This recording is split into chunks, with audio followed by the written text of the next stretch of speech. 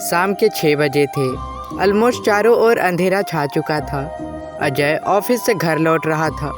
जंगल के सुनसान रास्ते में एक लड़की खड़ी लिफ्ट मांग रही थी। लड़की के साथ एक कार भी थी।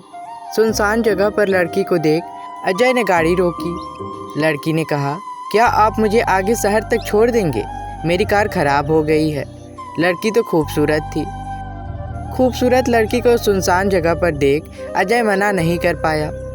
रास्ते में अजय ने पूछा, कहाँ पर छोड़ दूँ मैं आपको? लड़की ने एक एड्रेस दिखाते हुए कहा, क्या आप इस जगह को जानते हैं? मैं वहीं जा रही हूँ। दरअसल वह एड्रेस अजय के घर का ही था।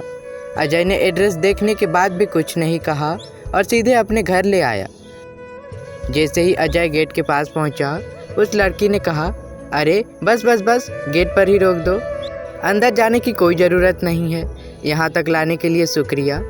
अगर उस अजय के बच्चे ने तुम्हें मेरे साथ देख लिया तो बहुत सवाल जवाब करेगा। तभी अजय ने जानबूझकर उस लड़की से सवाल पूछा, कौन है ये अजय? तुम्हारा भाई है क्या? तोबा तोबा, ये क्या कह रहे हो तुम? बचपन का दोस्त है मेरा। तुम जानते नहीं उसे? एक नंबर का खड़ूस है। पता नहीं कैसे इस खड़ूस से प्यार कर बैठी। 15 साल बाद मिल रहे हैं हम। तभी अजय ने पूछा, 15 साल एक दूसरे के साथ नहीं मिलने के बाद तुम यह कैसे कह सकती हो कि तुम उससे प्यार करती हो? या अजय भी तुमसे प्यार करता होगा? उसकी गर्लफ्रेंड निकली तो? उस लड़की ने कहा, 15 साल दूर रहे मगर हम हमेशा फ़ोन पर एक दूसरे से बातें करते हैं। मुझे पूरा विश्वास है उसके ऊपर। वह मेरे अलावा किसी और से प्यार कर ही नहीं सकता। आज मैं उसे सरप्राइज़ देने आई हूँ क्योंकि आज उसका बर्थडे है। कितनी बातें करेंगे हम। मुझे यहाँ तक लिफ्ट देने के लिए शुक्रिया। वैसे तुम भी काफ़ी हॉट हो। अगर मैं अजय के साथ कमिटेड ना होती तो तुम्हें तो पक्का फंसा लेती। यह कहते कहते वह लड़की गाड़ी से उतरी और कहा, ओके बाय, टेक केयर। यह बोलकर लड़की अजय की गाड़ी से उतरी और घर के अंदर जाने लगी। अजय आगे कुछ दूर तक गया और फिर वापस लौट आया। तब तक राधिका अंदर जा चुकी थी। मैं बता दूं, उस लड़की का नाम राधिका है। राधिका ने अजय की मम्मी से मिलने के बाद कहा, आंटी, अजय घर पर नहीं है क्या? नहीं, वह ऑफिस गया हुआ है। वैसे अभी तक तो आ जाता है। आ ही रहा होगा। तुम बैठो, मैं तुम्हारे लिए चाय बना कर लाती हूँ, अजय की माँ ने कहा। नहीं आंटी, आप क्यों तकलीफ़ उठा रही हैं? मैं बनाती हूँ चाय।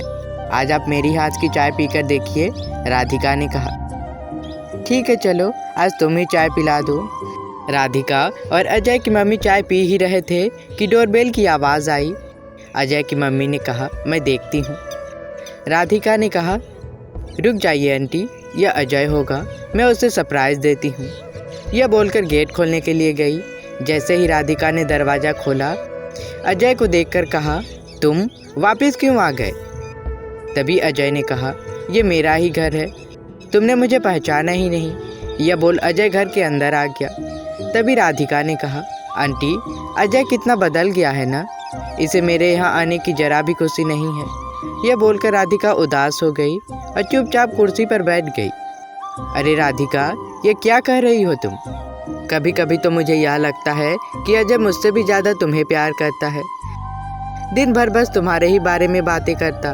दिन भर इंतज़ार करता कि कब तुम्हारा फ़ोन आएगा और तुमसे बातें करेगा। एक भी दिन ऐसा नहीं गया है कि इसने तुम्हारे बारे में बात ना किया हो। ये रोज़ तुम्हारी फ़ोटो को लिपट कर सोता है। तुम्हारे लिए इसने 10 लड़कियों को ठुकराया है।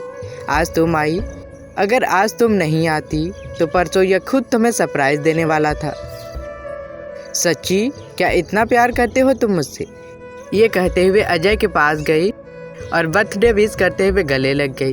तभी अजय ने कहा, चलो तैयार हो जाओ, बर्थडे की खुशी में आज अच्छे से रेस्टोरेंट में डिनर करने चलते हैं। अजय, राधिका और अजय की मम्मी तीनों डिनर के लिए चले गए। अगले दिन अजय ने एक पार्टी रखी थी। पार्टी में उसने अपने सभी क्लोज फ्रेंड को बुलाया था। शाम को पार्टी शुरू हो गई। सभी पार्टी में बहुत एंजॉय कर रहे थे।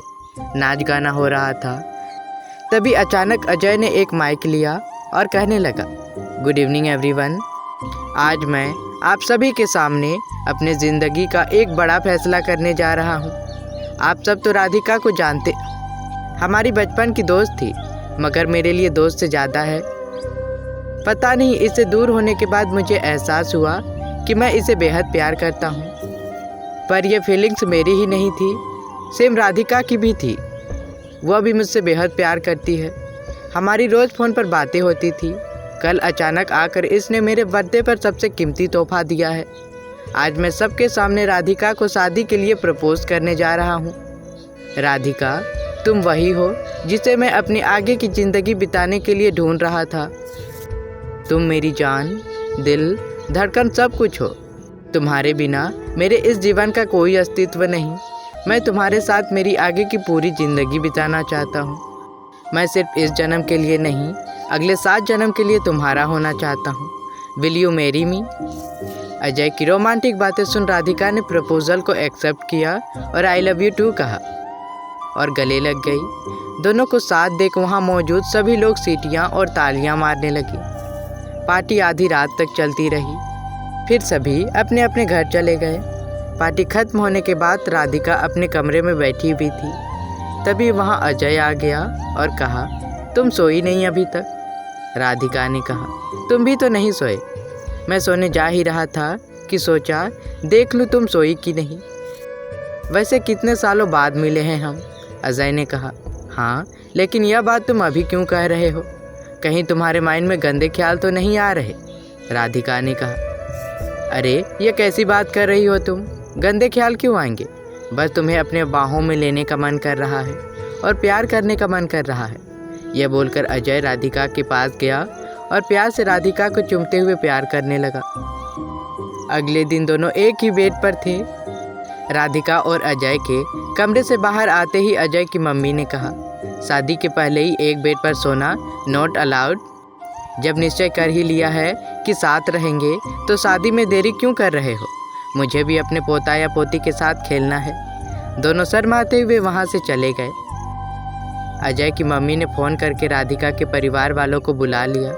दोनों के परिवार उनकी शादी से खुश थे। अजय और राधिका ने सभी रीति रिवाजों के साथ बड़े ही धूमधाम से शादी कर ली। दोनों अब बड़े ही मज़े से अपनी ज़िंदगी जी रहे हैं।